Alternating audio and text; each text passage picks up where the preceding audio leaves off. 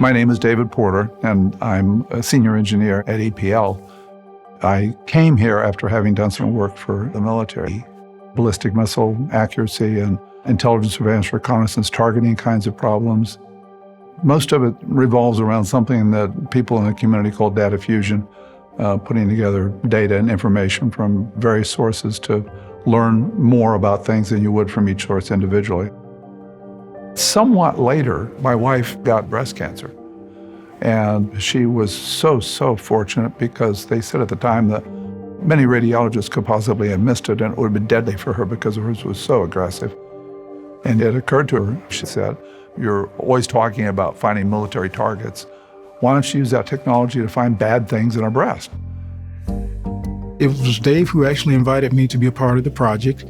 And I was like, great, okay, a medical application, this is good. Both the tactical operators, in our forces, as well as clinicians, they're looking at not only a lot of disparate pieces of data, but the tools that are in the clinic right now, they may process each of those data pieces, but they're not relating them together. And there's a lot of power when you can relate things together. Even with the skilled radiologists, the probability of detection is something like 50 or 60% for women with dense breasts. A lot of cancers get missed. The mental gymnastics for clinicians is not only looking at the data, but it's also sort of the pressure of I gotta process so many cases in a day to keep up. The key to it is being able to process different views or even different modalities, X-ray and ultrasound, and associate the things that you see with the same physical object.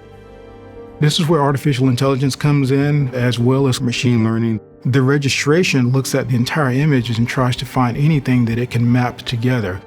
There's enough of a roadmap of veins the AI can recognize, oh yeah, I recognize that road network and I see it over here and this point maps to that point. So our tool, in one sense, could help clinicians sift through that data and highlight what's important, and what's not. And if it's accurate enough, we have saved that radiologist time. My wife, she's been cancer-free since 2011. It's a horrible disease.